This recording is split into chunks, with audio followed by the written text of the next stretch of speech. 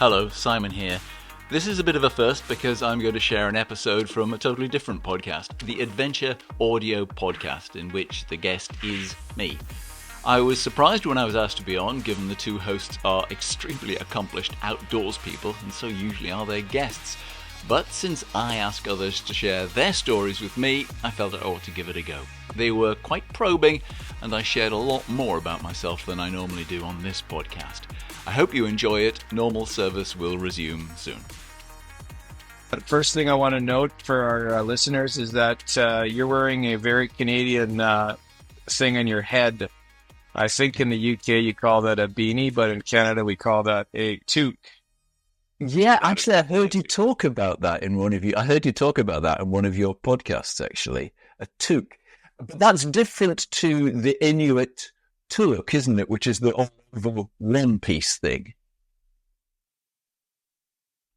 Yeah. Well, yes. So the original word toque is obviously a French word, and it's the I guess it's the original term for a chef's hat. So I don't know how we as Canadians have adopted that, but for us, that is only a toque. It's that ubiquitous knit cap or a beanie, depending on what part of the English-speaking world you're from, but it's a French word, and we've proudly used it in Canada as their only description for that hat.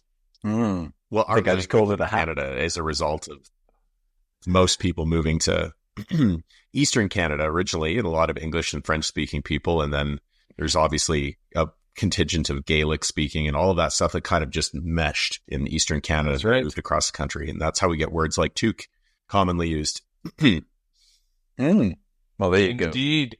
Well, Simon, this is exciting. I've been watching your YouTube series for quite a while now, and I was always impressed with the quality of it. I was impressed with your voice as a podcaster and as a broadcaster. And then I started doing some digging and realized that you were previously working for the BBC, and it all made perfect sense to me, the level of professionalism that you put into your videos. So thanks for the great content, and thanks for agreeing to be on our little podcast. I have a secret weapon because I have Scotland on my side. I have the scenery that we have outside there. So if I'm just doing something boring, I just go for a ride and talk about it on the ride. And, the scenery takes over. It really makes a big difference having that in your back pocket. Okay, great. Well, I'm pleased you enjoy it. It amazes me that actually anybody ever gets to see it. But it's true, particularly, I think this older athlete series has taken off in a way that surprised me initially. And there's just a sort of a generation of folks now over the age of 60 who don't want the pipe and slippers.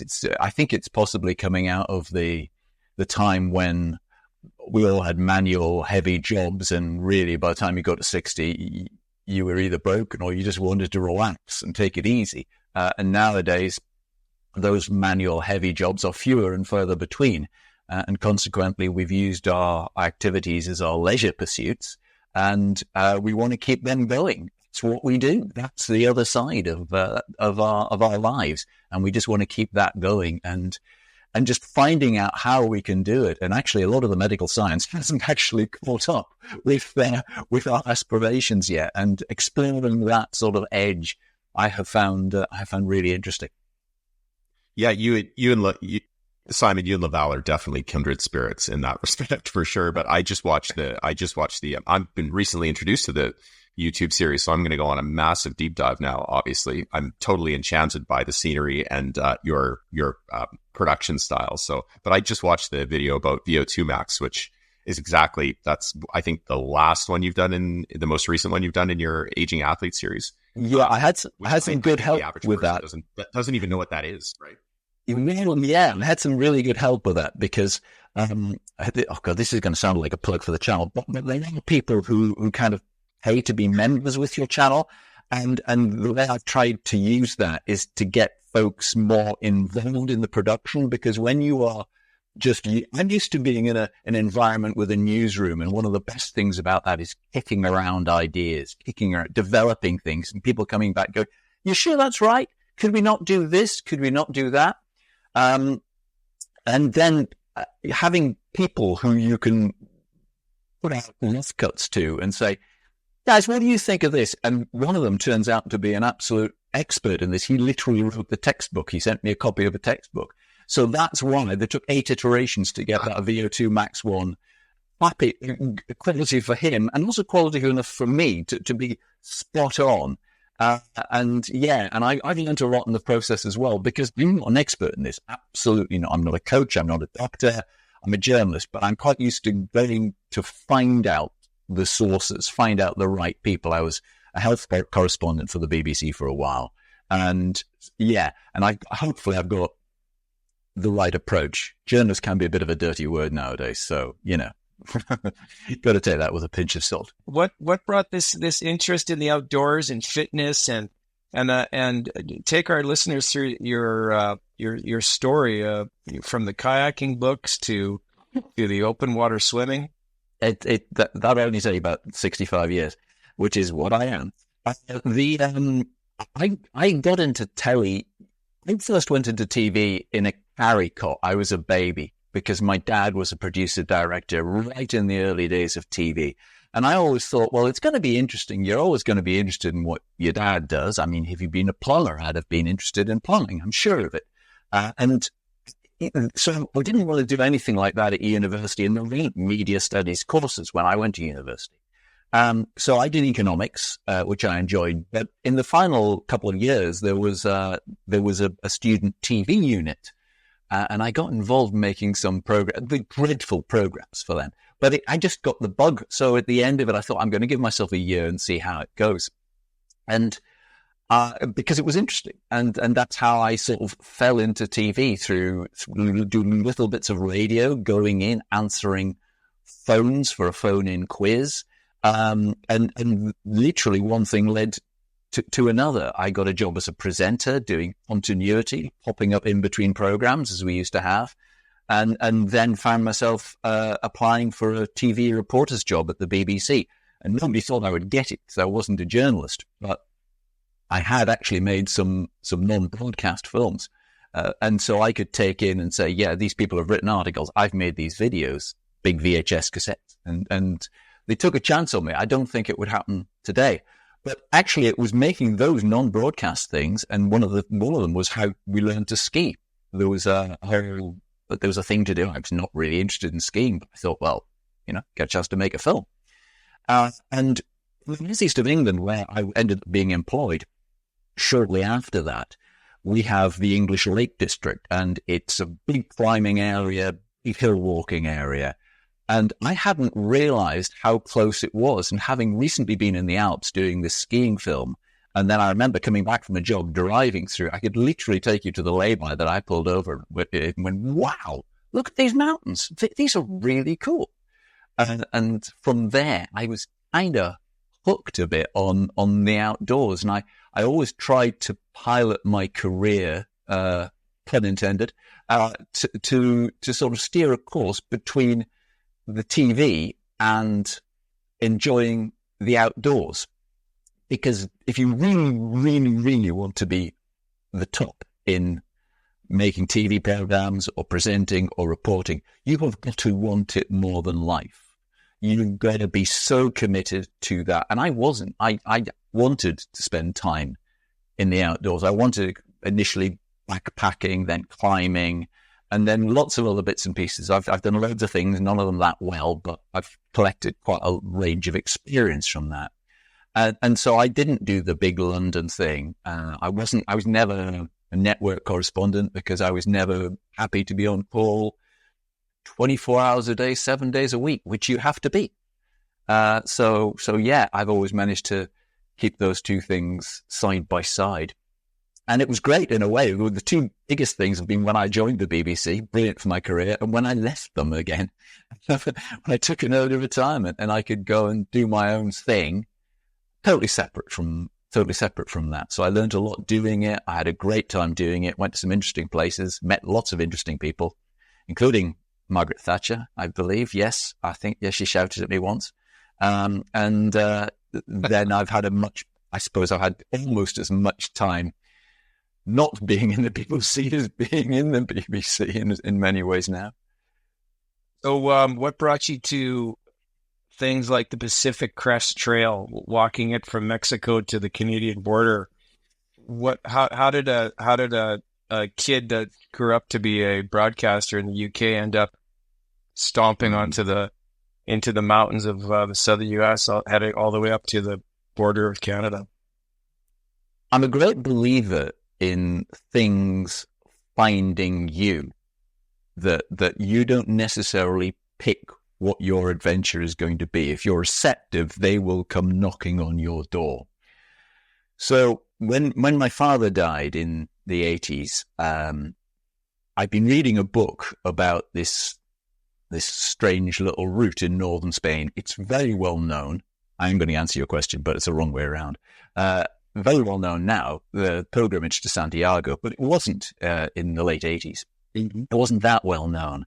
And then I started finding Postela, Santiago, written everywhere, including in a banner headline on the English language newspaper. My parents retired to Spain, I should have said that. And written in the English language newspaper on the day that of his funeral. Literally, it said Santiago written across it in whatever it is, point type. Wow.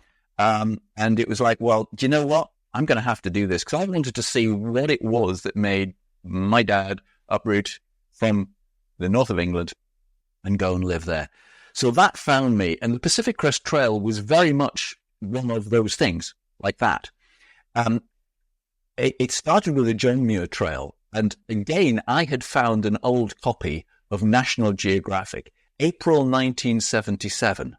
And Gwendolyn Rowell, who, legendary photographer, I've got some of his books just in the cupboard over there.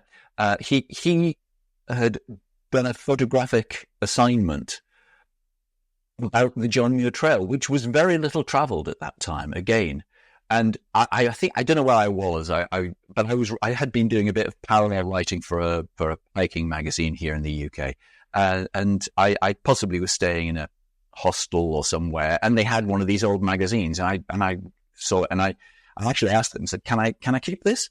And I kept it with me because I thought, I'm going to do this, because it was much later. And so I went and thought, this sounds a really good thing to do. And the John Muir Trail was a bit better known by then. We're talking about the mid to late 90s. And when I was on that, and I was out for 2.5 weeks or whatever it was, and fascinating stories just getting there, but I'm cutting to the chase here. I was on a boat going across Edison Lake to Vermilion Valley Resort, which was then run by a guy called Butch Wiggins, who since committed suicide, but he was an amazing figure. And I was writing this up for the Sunday Times newspaper as well. I went back to see his widow, actually, after the profile I did. But I was sitting on this boat thinking, there I am, this roughy-tufty hiker out for 3 weeks. And there's a guy with a bigger rucksack than me on the other side of the boat. And I said to him, so where are you going? And he said, I'm doing the Pacific Crest Trail. What's that? And he explained it to me as we're going over this lake. And I thought, oh my goodness. And that was it. It had found me. You know, I almost didn't have a choice after that. I knew I was going to do it. It was purely going to be a question of when. And I just had to engineer my life into the situation where that happened.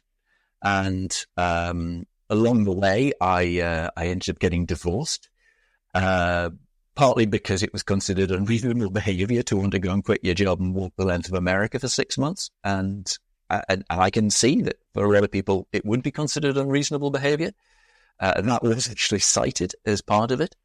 But I was quite determined to do it. And in the end, the BBC said, look, you know what? You can come back. We'll give you a sabbatical for 6 months off your pop.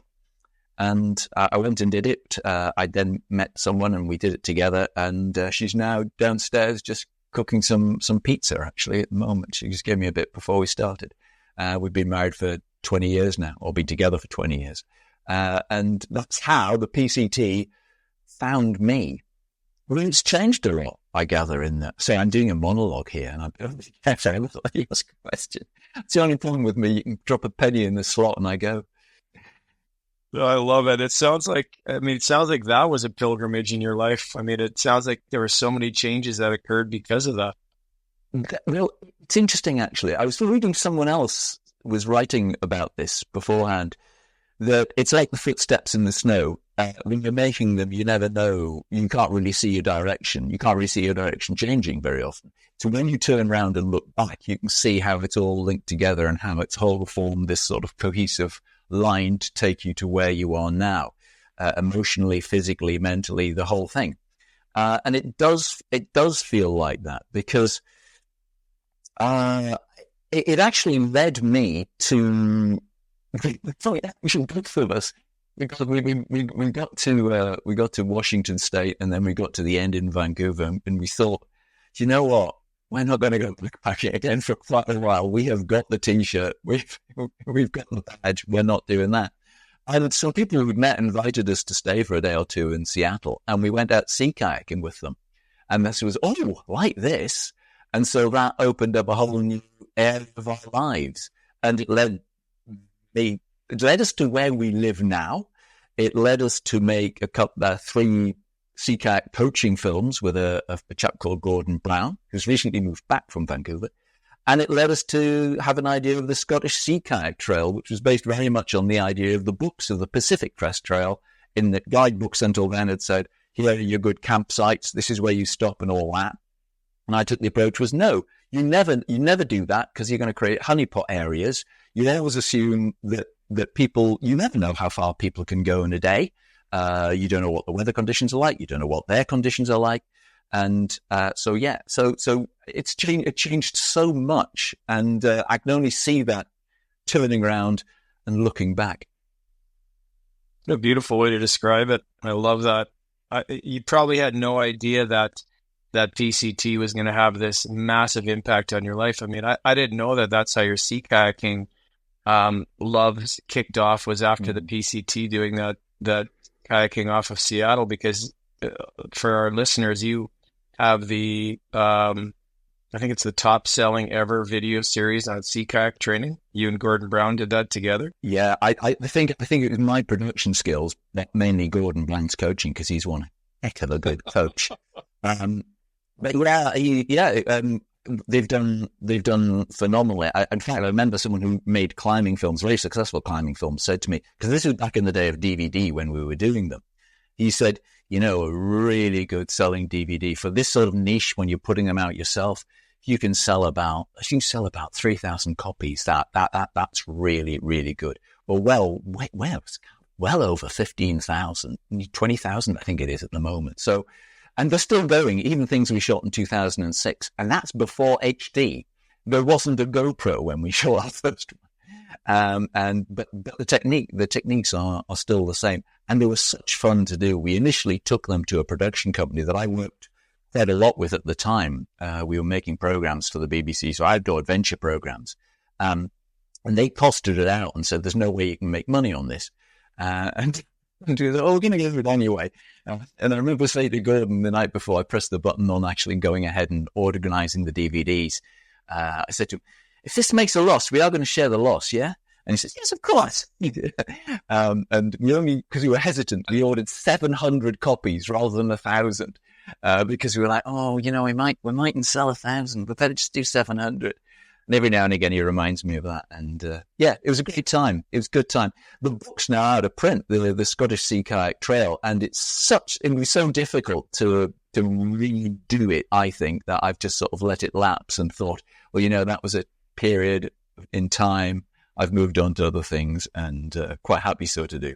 There's always something else. And that was the title of the channel, Always Another Adventure, because I'm always looking for the next one. And I bet you guys are as well, Peter. Laval, I'm sure you are looking forward to your next adventures. 100%. Well, Laval's usually looking forward to the next, and then the next, and I think he usually has 7 or 8 sort of in various states of completion. Pretty remarkable, but yes, always. What I was wondering, Laval, is why always the highest mountain when it's not necessarily the best mountain? Oh, that's a good question. You're going to turn the microphone around. Question. Now the BBC presenter, journalist has come out. He just turned the table. Discussing it. My wife and I were discussing it, and she was saying, "Yeah, but Ben Nevis here in Scotland, that's not our best mountain. What about slightly lower ones are really good.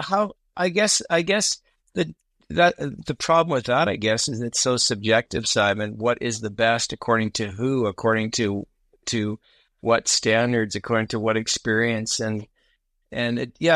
Just because it's the highest does not make it the best for sure. I mean, when people ask me about all the peaks I've climbed, and the favorite ones are not the are not these Himalayan giants, or the it's smaller peaks, and it sometimes has to do with more what happened on the flanks of the mountain than getting to the summit, the cultural experiences, the people you meet, or the wildlife you see. So I think the best at anything is so subjective. It would be hard to pick out what would be the best mountain. So, but what I do think though is that always back to your initial, always another adventure, is that when you do travel, whether it's be it in your own country or internationally, if you're looking for adventure, or in your case, sometimes if adventure just befalls you and then befalls more adventure, et cetera, it just makes the experience so much better, because generally in the type of things that the three of us do and that our listeners do, we're going into the remote areas of a place. And to me, that's where the real richness is in an area. Yeah, absolutely. Yeah. I mean, nature does its best work in out of the way places, doesn't it? That's well put. For sure. Definitely. I think that's possibly why we choose to live. Sorry, I'd like to know.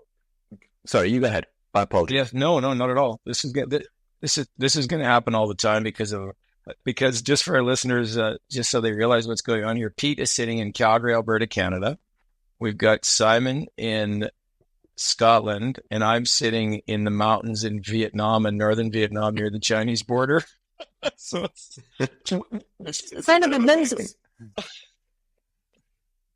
It is amazing, and I mean, fairly appropriate for the podcast and for your YouTube channel too. I think that we found ourselves in these circumstances, but it is. I mean, what a treat! Like, you couldn't, as much as people would have loved to have done something like this, even 20 years ago, it simply didn't exist, right? And it's funny. I was just talking to my mom about the podcast. I'll go on my own little tangent here. Good. And she was asking about, like, why did you start it and what's it all about and kind of what's the idea behind it?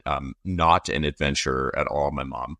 And I said, like, it's about basically, first of all, it's miraculous that to me that this can even happen. I also love the fact that this is recorded and left as a legacy. I don't know. It gives me some sort of weird comfort to know that there's going to be hundreds of hours of me recorded that my great grandkids could listen to if they wanted to, which I think is really neat. And if I could watch, if my grandfather had an Instagram account that I could go look at and see when he was in England, stationed in the war and stuff, I would be watching that all the time. Yeah, good point. It's really cool that we can do this kind of stuff. But I told her that the purpose of this podcast for me, selfishly, is that I already feel like I'm more adventurous and mentally tough than 98 out of 100 people. The podcast is me trying to find the other 2 out of the 100 and interview them and find out what makes them tick, because those are the most interesting people to me. And that's kind of what it's about.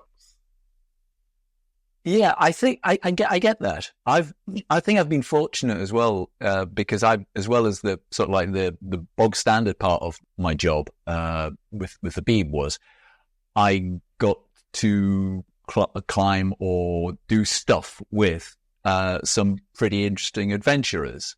So I've climbed with Sir Christian Bonington. I've done stuff with Alan Hinks. Alan Hinks actually still a pal, who was the first Brit to do the 8,000 meter peaks. So I guess that was originally why I started the Always Another Adventure podcast, because it was literally the Monday morning of lockdown when I woke up and thought, we're all going to be bored, and what are we going to do?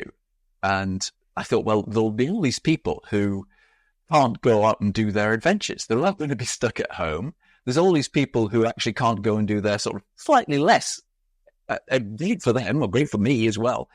We can't do ours. Why don't we use this opportunity to talk to the people who you couldn't get because they're scattered around the planet having adventures? And so that's kind of what I did. I met a few of them in Scotland. It's changed a bit now. I'd met a few of them in Scotland. So we were just rattling off people, and I managed to get some really, really great conversations. But to go back with podcasts, I started a podcast. My first podcast was in 2006, and it's Sea Kayak Podcasts. And it was because I was really into it. It's now on a legacy hosting site. No, it's on Spotify. That was it. It's hosted on Spotify.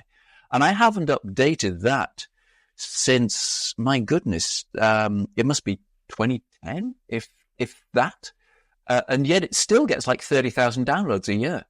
It's exactly what you mean. It's what you're talking about. There's that history of, it's just sat there. People who've just come into sea kayaking discover it. And the first people to go around South Georgia are still the first people to have gone around South Georgia. So the archive, as it were, is still there and still living. And it's quite nice if you stumble across stuff like that.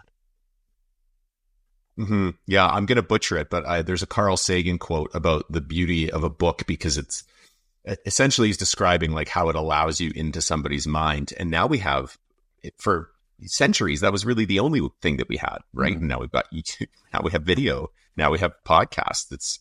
It's pretty cool.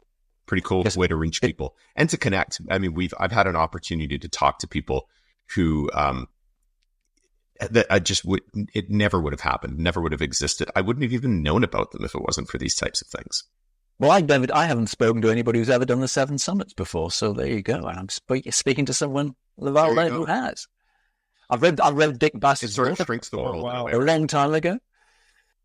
But he's not the original, though. You know, the original is a Canadian, though. Patrick Morrow. Oh, well, there you go. I didn't know that. So yeah, the Morrow. Yeah, so Dick Bass did the 7 summits, but he climbed Kosciuszko instead of Karstan's pyramid in Indonesia. And Kosciuszko, as you know, is just a walk up. And so Patrick Morrow, who is a Canadian climber that I know, he was my hero growing up. He did the Morrow variation, so he did all of them, but to make sure he got the highest in Australasia, he did Karstan's pyramids. Well, there you go. I didn't know that. You're saying it's great, excellent.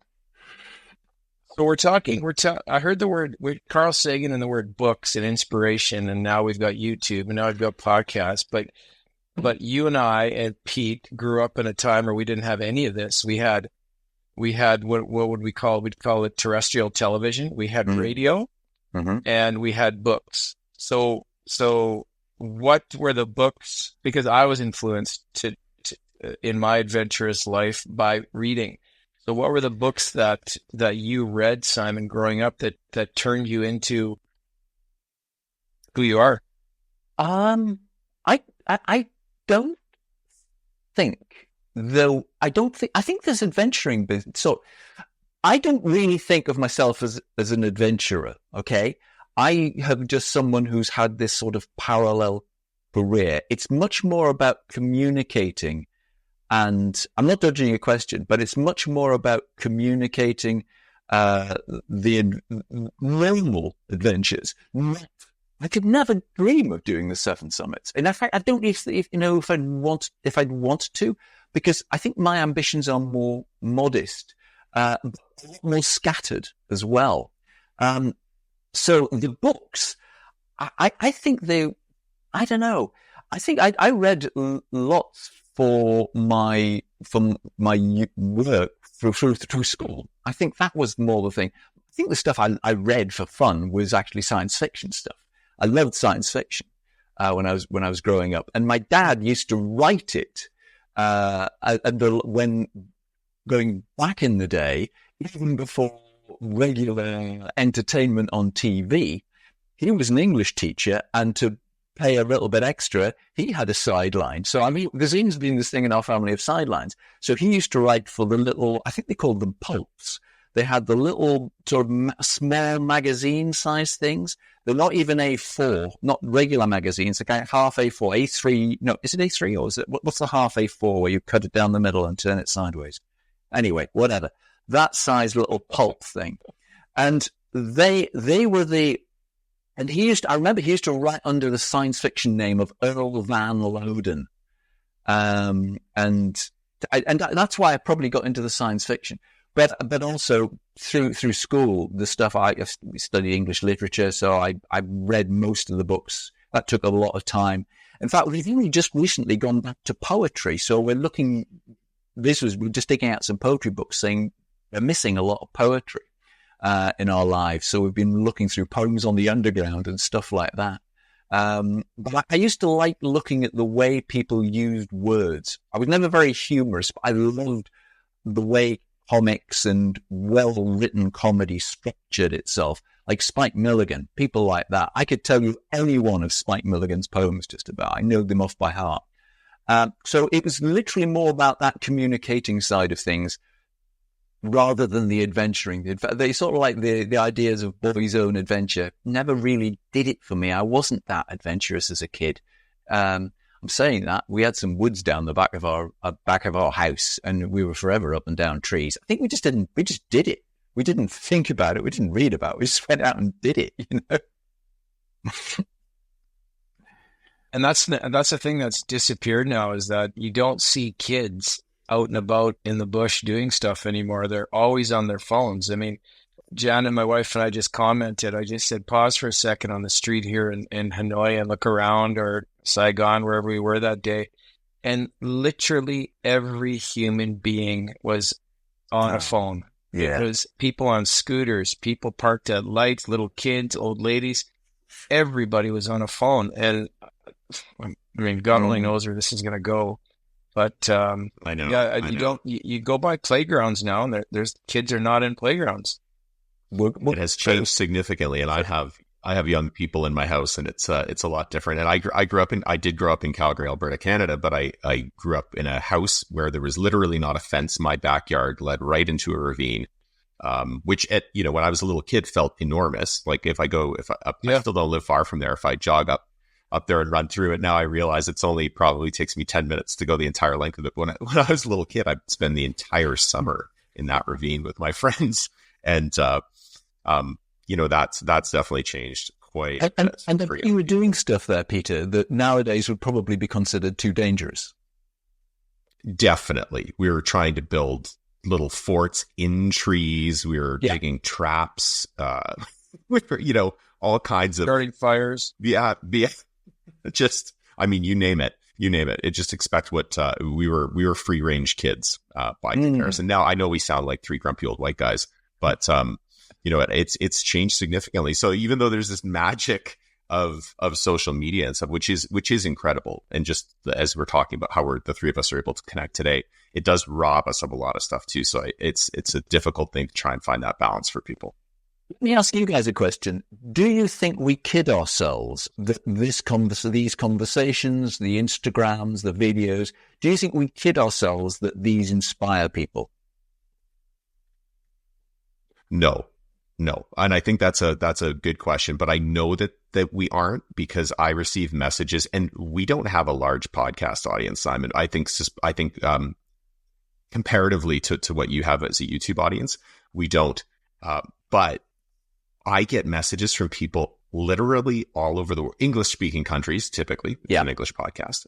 But I've received messages from New Zealand, Japan, Scotland, England, Australia, all over the United States and Canada, of people who have listened to our podcast and have been inspired to do things. There was a lady who reached out from Eastern Canada earlier this year who was in between jobs, had left one career and was preparing to go into another one. And because of listening to Laval and I, went and bike packed this past summer across Europe, which is mind blowing. This is somebody that I didn't even know. So that's what keeps me going, and what keeps me finding a way to fit this into the rest of my life. It is, as you're saying, it's funny. There's some people who always need a little bit of something extra beyond what they have in their own world or career. That's what this is for me. But it's incredibly inspiring to me, and keeps me going to hear from total strangers to found that we've impacted them in some way. That's an incredibly meaningful thing to me. I was looking at your Aging Athlete series, and the comments, and you know this because you have, I mean, some of those videos you're getting over 500,000 views, but the comments are just about unanimously, thank you for this, Simon. I'm a 75-year-old. I was told that I could never my doctor said I couldn't do this. I thought I was not able. And all those statements were prefacing the fact that because of your videos, these people are now stepping out. Now, they don't have to do a huge ride in the Lake District or run up Ben Nevis or do a cold water swim in some loch in Scotland, but it's all relative. Just like you're asking me why the highest versus the best. And for everybody that is inspired to do something, that is being inspired is because of what you're putting out. And just like Pete said, I mean, and I always have imposter syndrome, both when I get a guest on the podcast or when people actually say they listen to it. And if you do impact one person in this audience of ours, I think it's why we do it. Absolutely.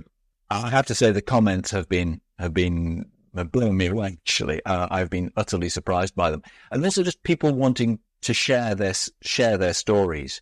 But I was also struck by one the other day that really set me away thinking. That said, you do realize that the people who need to see these videos aren't going to be looking at your channel. So I've been wrestling with a way to try to square that. And I think I've come up with one that, because initially I was going to say, because we all know the idea of, we all know that we should do a little bit more. If you're sedentary, that the best thing you can do is move. And if you're moving a little bit, the best thing you can do is move a bit more. And I've got doctors who say this, and I was thinking, it's how you frame that message in a way that's not patronizing and reach an audience, and maybe in an encouraging way. So that's something I've been working on recently. I was going to do one like tell your friend, but that sounded too patronizing. So I think just never too late is going to be a message that because there's a lot of people do watch, I know, and go, I wonder, have I passed that point where I can start doing these sort of things? You be careful you don't put people off.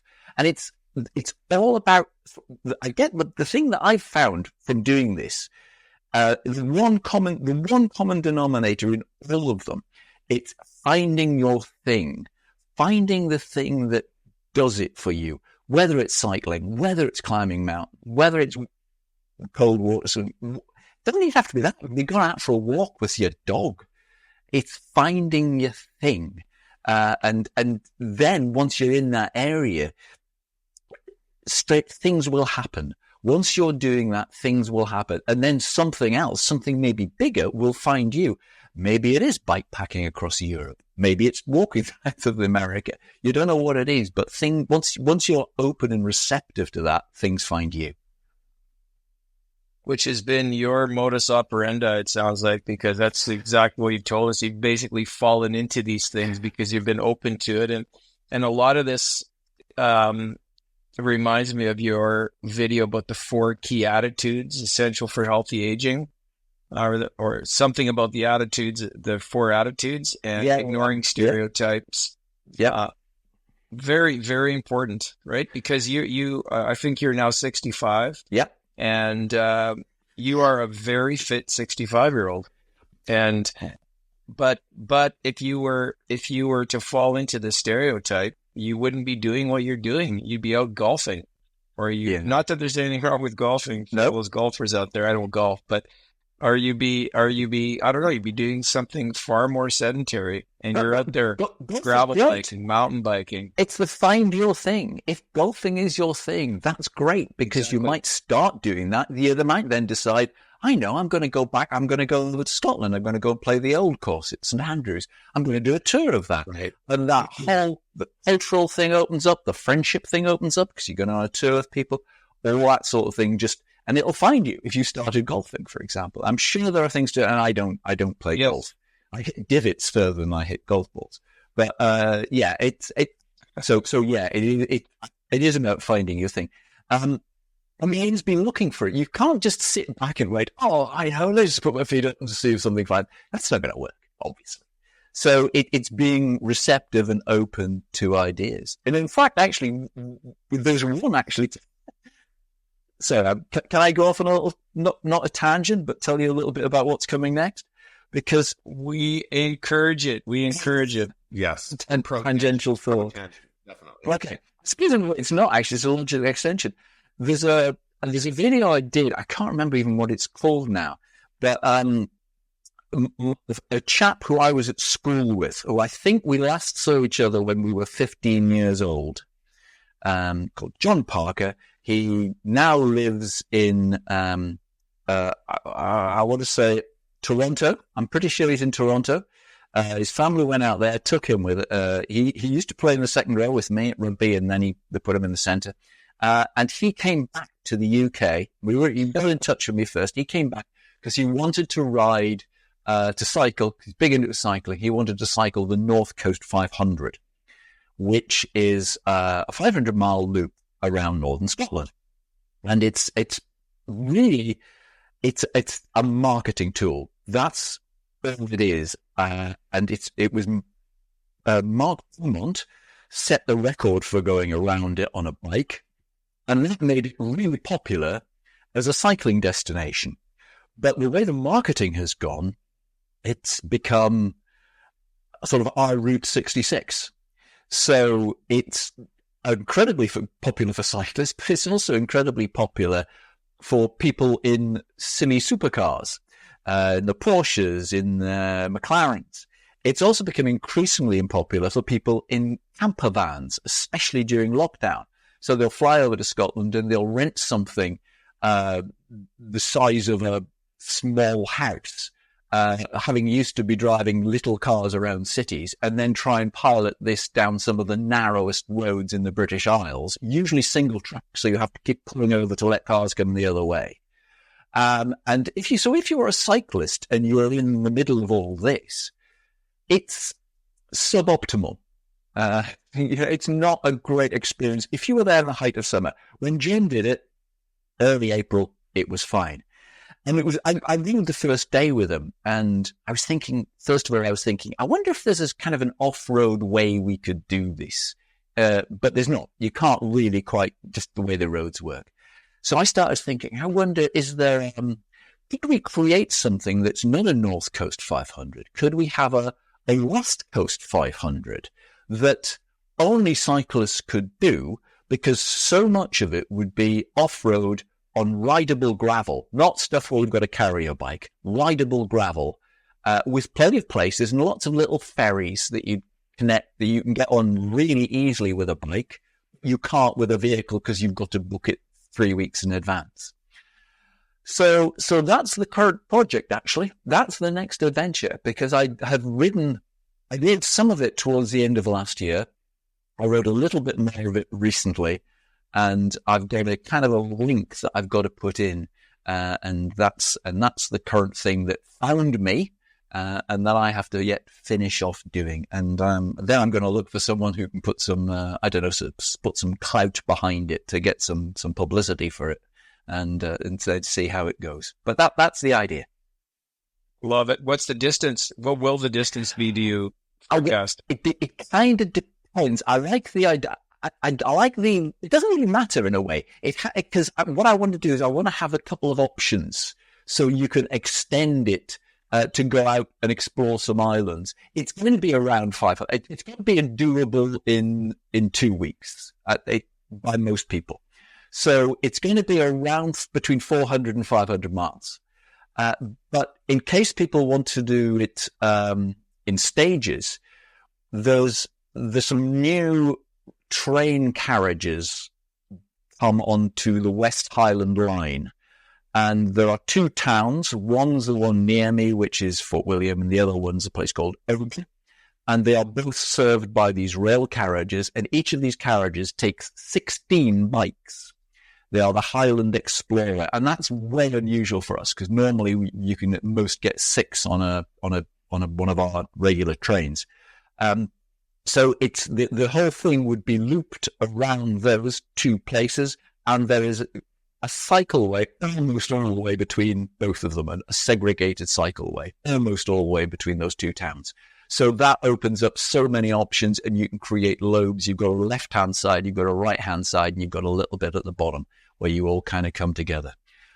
So that's the current plan. Brilliant. I'll come out and ride it when you got it done. I'd love to ride it. Well, right. Well, okay. You can try Ben Nevis as well. There you go. There you go. Yeah. You know how a lot of people say, "Oh, I'll go do that." Laval will actually go do that. Oh, really? Okay, great. Funny enough, we were at the bottom age. I've been at Ben Nevis loads of times. It's actually, if you go up the tourist route, it's really quite dull. There are some fantastic ways up. You would love going up Tower Ridge. It would be brilliant. It's a fantastic mountain if you approach it from that side. It looks stunning. It looks stunning. Go up the Carnmore Jarrig, and then go along the Arete. It's a great way up the Ben. Yeah. What have you learned from doing the Always Another Adventure YouTube channel and broadcast, or what the project? And then what have you learned from the Aging Athletes project? There must be some real important stuff. I mean, I was kind of shocked at the cardiac calcium scores from endurance athletes as they age. Yeah. In fact, I was speaking can I talk about this? I was speaking this morning to a really good friend who I only wonder because it's going into a medical thing for someone. I'll not say his name, but he was quite well known, but he's a good in this part of the world. He's a good friend, and it was exactly that. It was he had angina, and it was coronary artery calcification, and we were actually going to do a film. We decided about this, and he had to get a double bypass. And the most amazing thing, this is absolutely phenomenal. And I learned this morning from speaking to him.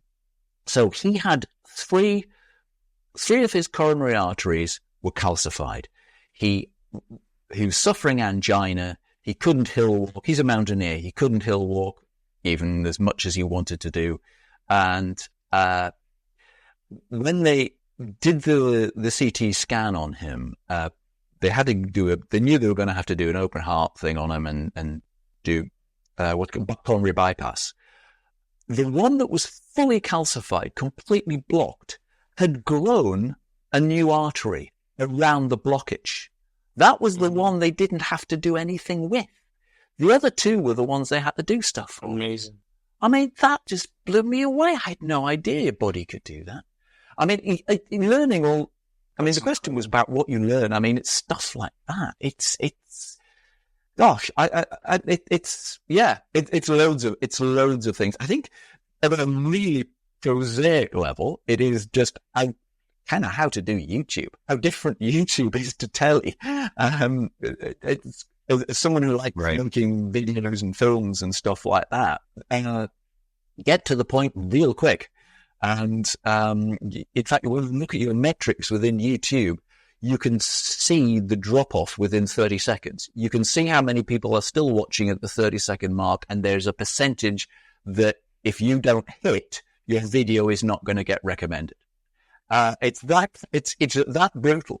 The algorithm, the YouTube will actually listen to the words that are being said within those first 30 seconds. They have to match what's in the title and what people have been searching for. And if those three things align and people are still staying with you, you score higher. So it's been stuff like that I've learned from a sort of like a how to tell a story thing. It's been how to work without a cameraman. You've always been used to having someone there pointing a camera at you, how to actually do stuff by yourself and still make it interesting. So it's not just a POV shot. Coming back to the sort of the broadcasting side of it all the time. And for the older athlete stuff, honestly, I just don't know where to begin. Every time I go into these things, every time I go into a subject to explore and get somebody in front of me, especially an expert to talk to, it's being back at school in a sense. And it's my job then to get that global size bucket of information and then squeeze it out of a hosepipe size delivery in the right order that people can take in and just get the pertinent bits. That's kind of hopefully what I try to do.